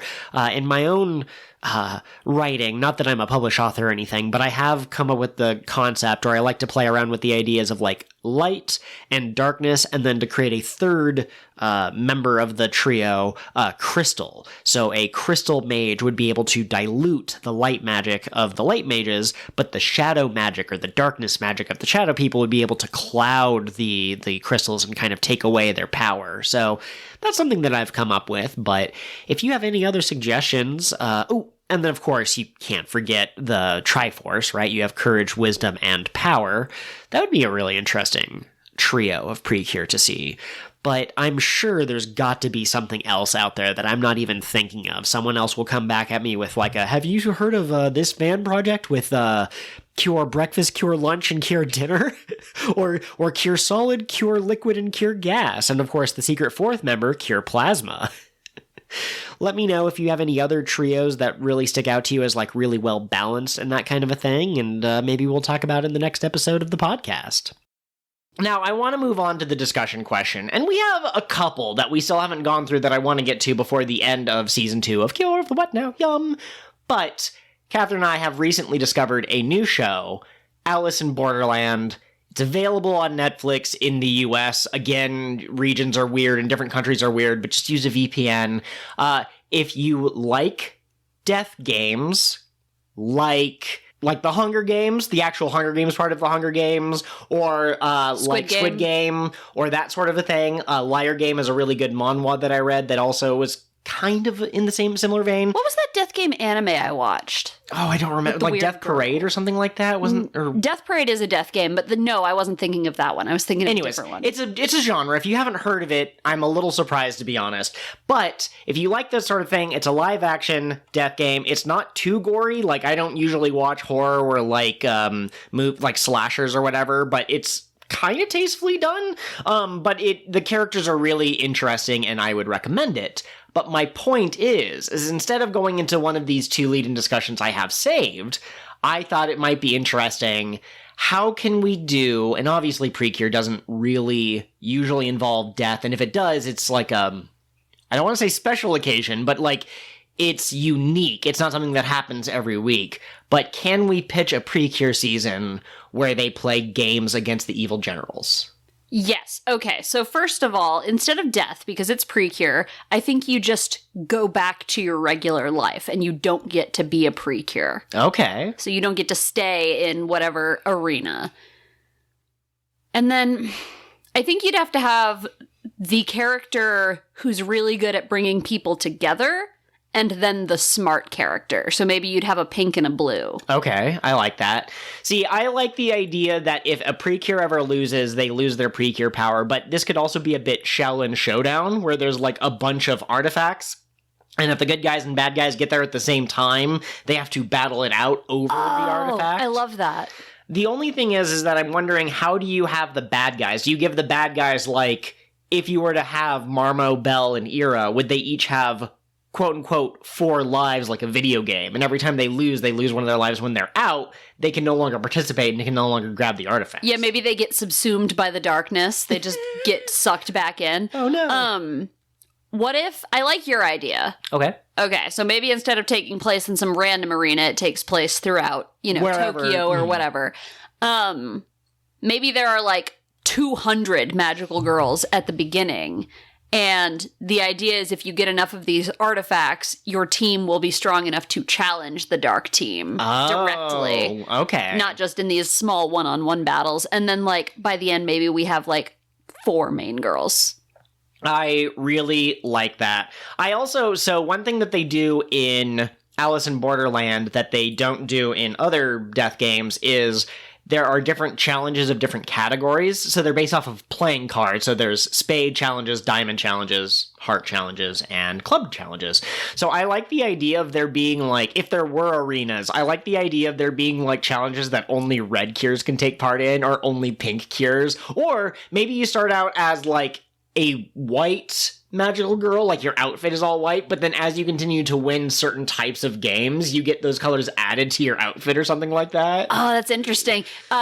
So, like, the red or the orange ones could be mostly physical, so you could have girls that only want to do the punchy games. Weightlifting and rock climbing and soccer and that kind of a thing. Listen. This is not a Alice in Borderlands podcast, but because I have a platform, I have to take the chance. The show is so good. It's so good. It's got a bunch of awesome female characters, and it has a trans woman who's just incredible. Like, it is such a good show, and I'm really surprised that I haven't heard of it before now, because its second season just came out like 2 days ago. So if you are into this genre, or if you enjoyed Squid Games, or if you just want to see a trans woman punch a bunch of people, go watch this show. Absolutely. I will say the two examples that I picked, Hunger Games and then, was Darwin's Game the one that you watched? Yes. Okay. But I mentioned Hunger Games and Squid Games, and if you watch those with any kind of critical lens, you'll notice that one of them is about how war is bad and kind of revolution and that sort of thing, oppressive governments, and Squid Game is about how bad capitalism is. As far as I can tell, I don't believe that Alice in Borderland has a direct thing that it's commenting on. I think it's commenting on, like, living life and what it means to be alive and what it means to live a life worth living. But I would say that Hunger Games and Squid Game kind of took these ideas that they wanted to critique and folded it into the genre, whereas this seems to just be straight up about the genre, which is pretty cool. I wonder, too, like, in Hunger Games, they're not really playing different games to survive. They are just surviving. So I wonder if, like, big genre aficionados count it. That's true. Yeah, maybe. I don't know. Yeah, but it doesn't really matter. The point is, I really like death game as a genre. So if there's a good death game I should check out, tell me, and I will go watch it. For sure. Now we can move on into succinct summaries, is usually what we do next. So this week, we once again kind of... Wait! I'm sorry, for our discussion question, I have one more quick thought. You could have one person on the bad guy team. I'm imagining if you start out with, like, 200 PreCure, you also start out with 200 bad guys, but I think only, like, 5 of them would have names and faces. I think the rest would be, like, the Toku fodder villains. Sure, you see them in the background getting defeated by someone who just won their third game or whatever. Exactly, yeah. They've got, like, the black masks and whatever. But one of them could be on, you know, their last life before they get subsumed into the darkness, and they could be won over to the PreCure side. Ooh, I like the idea of some of the pinks trying to reach out and trying to be like, join our side, and I like the idea of some of them being like, no, we want to be evil, but then maybe there's a couple who do. I also like the idea of there being some bad guys who are just bad guys who want to be evil and they want to win the game because then they can control the world in darkness or eat all of the cakes or whatever. But then I like some of them being a little bit more complicated. Maybe there's like an evil general or something who is very cruel or whatever, and maybe one of the other evil villains doesn't like them for some reason. And so I like the idea of this kind of like morally gray character who's bad, but maybe approaches the team as they start to form, being like, listen, we're gonna team up over there in the King of Hearts arena, and it'll be a one-time thing. I'm not your friend, but we need to take out that guy. Absolutely. All right, now you can do the succinct summary. I'm sorry to have No, cut that's you okay. off. That was a good thought. I really appreciate it. Now, Catherine, with it being New Year's, do you want to do a discussion question about the freewheeling of kind of like our resolutions and such? Yeah, I think that would be a lot of fun. I know you had a discussion question, but maybe we can save that for next week. Maybe, or maybe it's thematically relevant and we could just do both. Okay. Yeah. Cool. So what kind of resolutions are you looking at for? Oh no, I had to have some prepared. No, you know, I've really kind of let go of like drawing and writing and all the various creative things that I like to do over the past year. And so I'd like to do more of that. And of course I should come up with a specific, measurable, etc. goal if I actually want to get anywhere with that. But it would be nice to increase my creative output a little bit. I also have applied to a PhD program, and you can't really say... Congrats, by the way. You can't congratulate me yet. I haven't gotten in, but thank you.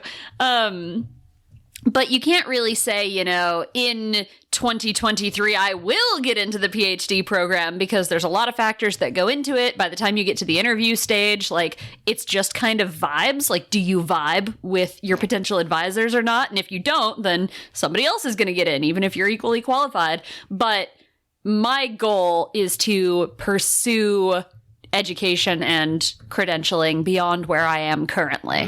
Yes, absolutely. You will do your best when it comes to the interview process. You will not show up drunk. You will not show up speaking tongues, that kind of a thing. Oh, absolutely, absolutely. And I'm a podcaster, so I'm very practiced at just talking.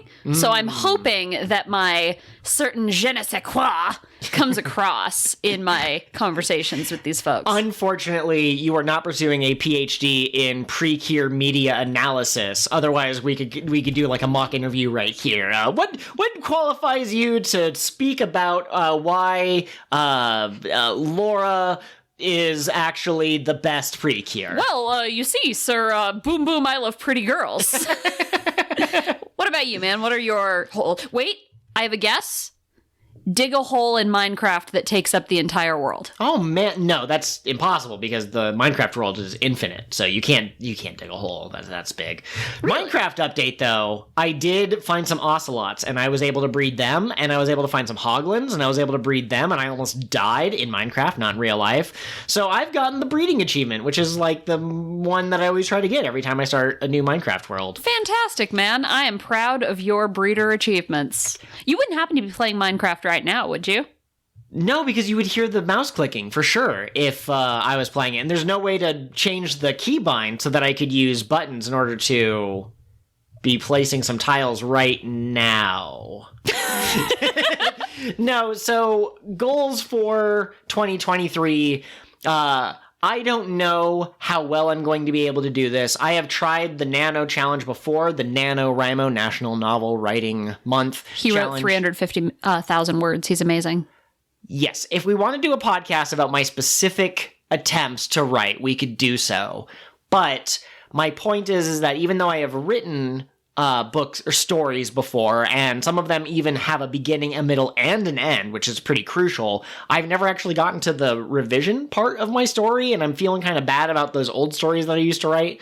So my goal to make it sustainable and readable and mergeable and attainable and trackable or whatever is that I want to try and write so many words a week, and I want to spend at least 3 days with a half hour set aside for trying to write. So I'll probably come up with an Excel spreadsheet. I'll probably keep track of how much I've written each day, and I'll try to stay consistent at least, but I don't want to burn myself out. That's another piece of advice I'd give to anyone thinking of doing New Year's resolutions. Don't try to be I will lose 100 pounds in 100 days. It might be possible, but the more reasonable your goal, I guess that's why the A in SMART is attainable. Gosh, yeah, not to bring it back to diet and weight loss, but when I started years ago, right, literally the only thing I did for the first week was write down how many bottles of Coke I had in a week. And then I was like, that is too many. I think it was 2 a day. So I was like, we're going to go down to 1 a day. And then when I was at 1 a day for a couple of weeks, I was like, we're going to go down to 1 every other day. And I kept it very small because you contact victory more often that way. Contact victory. Ring, ring. Hello, victory. The more often you can come into contact with that victory feeling, the more likely you are to keep going. I thought of a SMART goal that I actually have, an actual measurable goal while you were talking. Okay. By the end of this year, I want to be able to do 1 single pull-up. Okay. I like that. I like that a lot. I had been working on that this year, and I kind of got distracted because marathon training takes up a lot of time, and I decided I didn't want to lift weights anymore.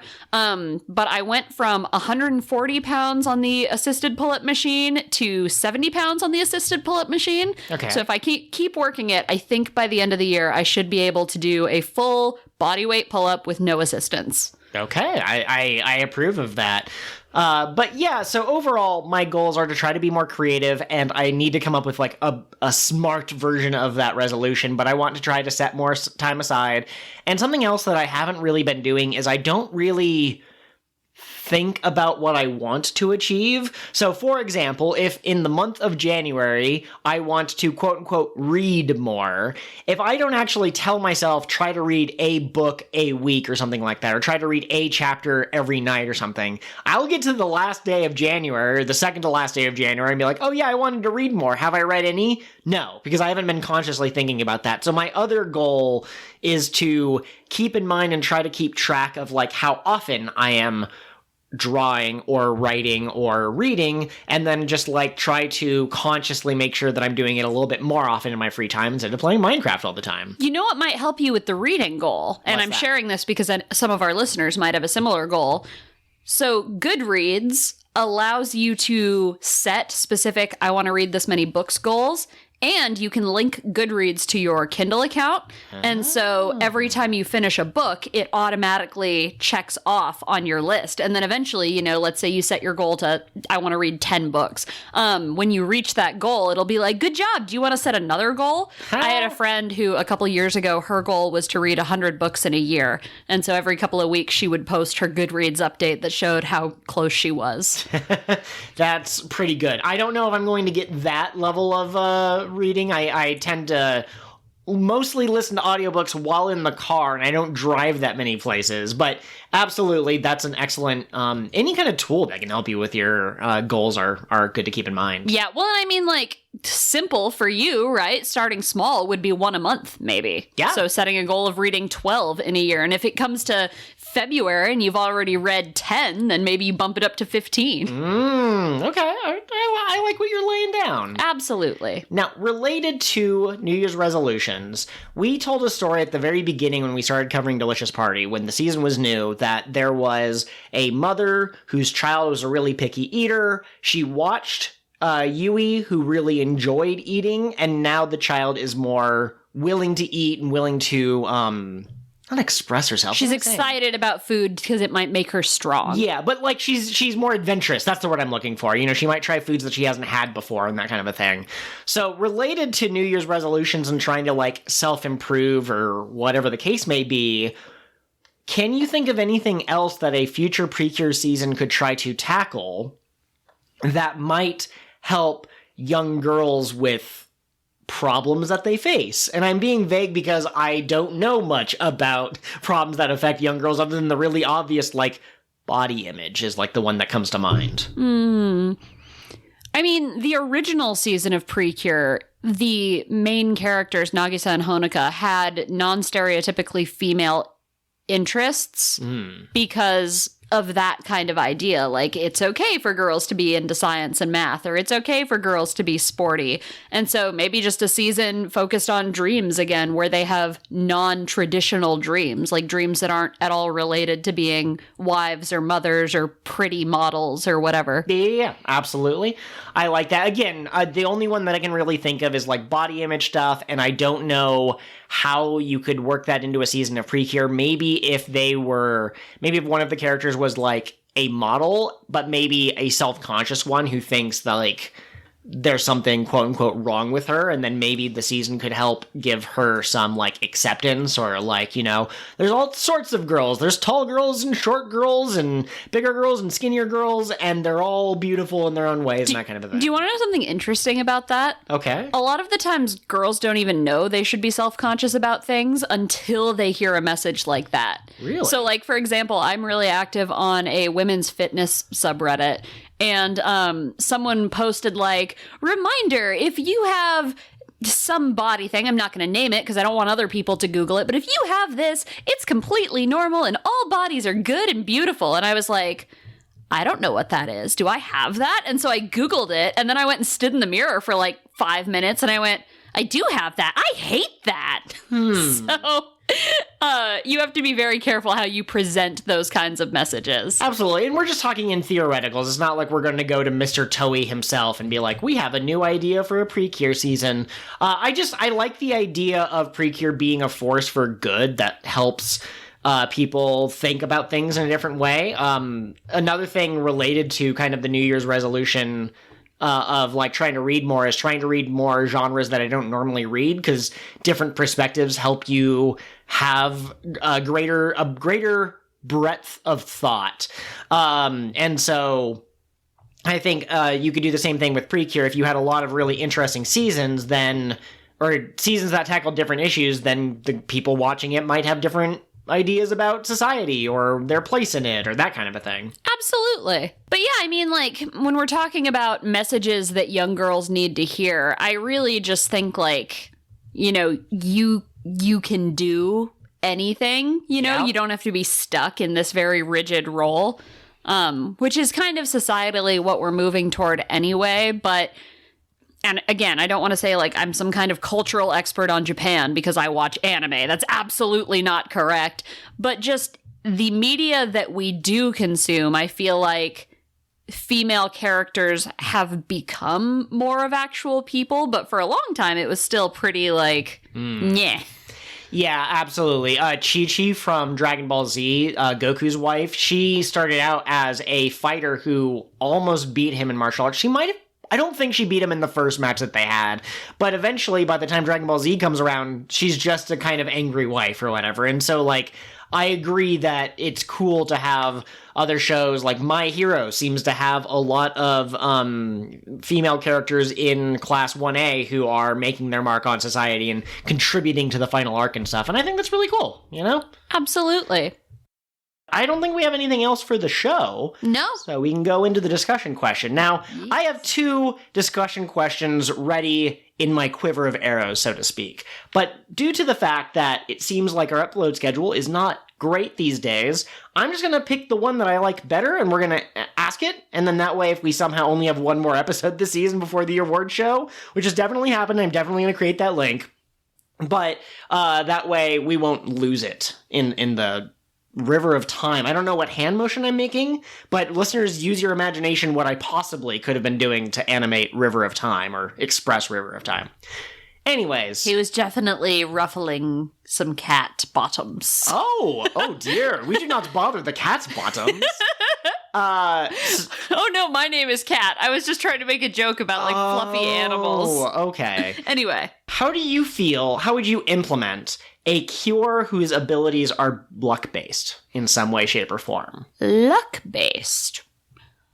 I think I would make the season about, like, taking chances. Like, being brave and going for stuff. And I think she would have a spinner, and it would be kind of like Alice's new attack at the end of Doki Doki. Oh, yeah. Whatever the spinner lands on, like, she gets an attack that is some version of that. I love it.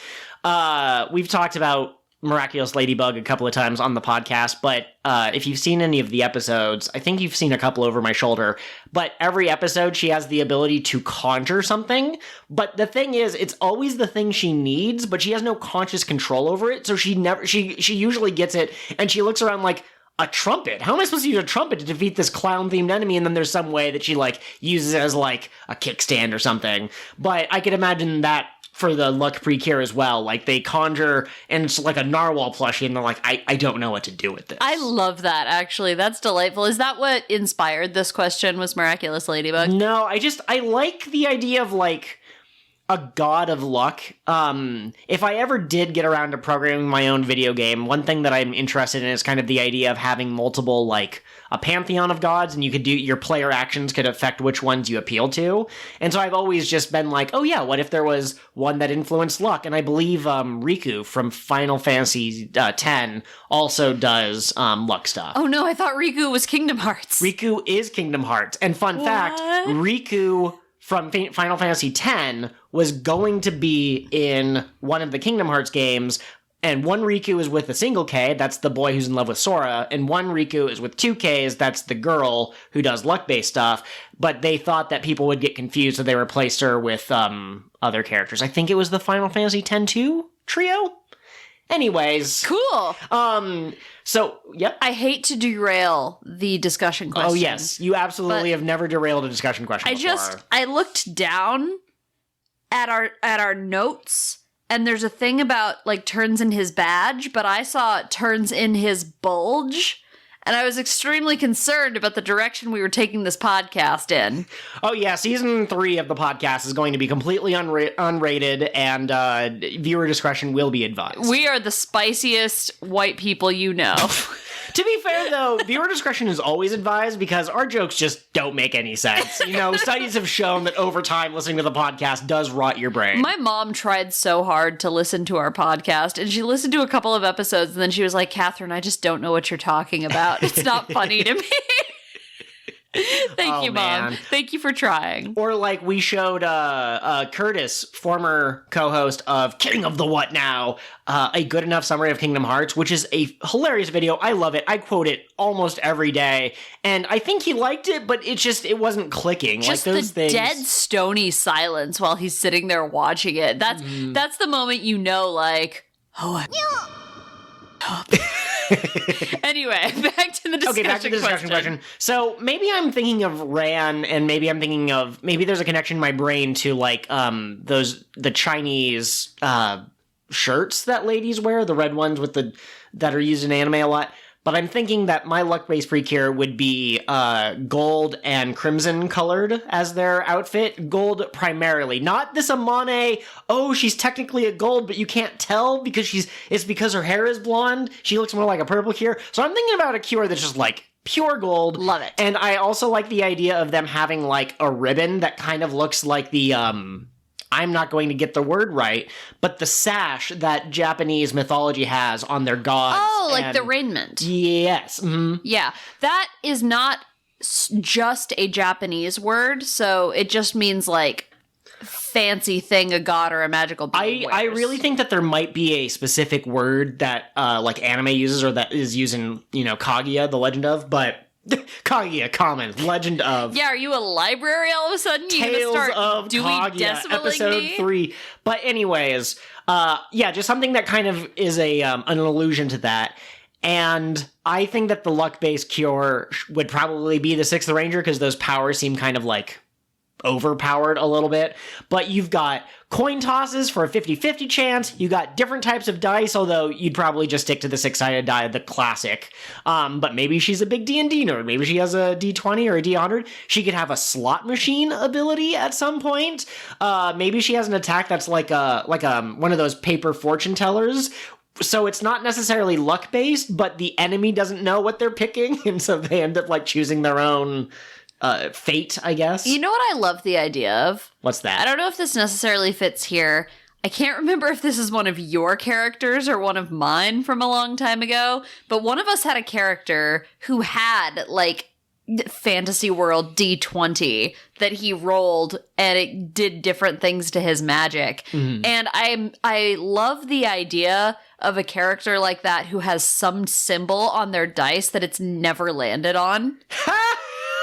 And at the very end, in the despair moment, they drop their die or whatever because they're just like so sad, and it finally lands on it, and it's like a go back in time 12 seconds or something like that. Yes, exactly. The Deus Ex Machina you're not expecting. Or like even not in the, I like that better for storytelling, but if it's not in the despair moment, it could be funny, like, oh, it's never landed on that before, and then everything just blows up. Giant cake falls from the sky, and they're like, this doesn't help. The other thing that I will say, and I guess this is more magician related, but what if you had a PreCure who had a top hat, and during their transformation, they reached in, they pulled out their fairy partner? Yes. I think that would be a really cute idea. I love that. Is there anything else you want to touch on before we finish the discussion question? The luck PreCure in her normal civilian life should be a clumsy, unlucky person. Just constantly, spilling water on themselves, dropping food. And her friends are, good-natured about it and, help her up and make sure she doesn't get hurt. And she doesn't actually get, seriously injured, but just... I love the dichotomy. Unlucky girl, but then she transforms into this goddess with a wave of her wand. She can change your destiny. Bad guys have a black cat, and she's got a white cat. Oh my god. I'm stealing that from Sweet PreCure, but... Absolutely. Ooh, and then the other thing that I was thinking of, if you had a season that was kind of based around luck, like you were saying, taking chances and that sort of thing, shooting for the moon, that kind of a thing, the bad guys could be... we've planned out your future types. They could all have, the glasses and do the glasses adjusting thing that evil anime glasses people do.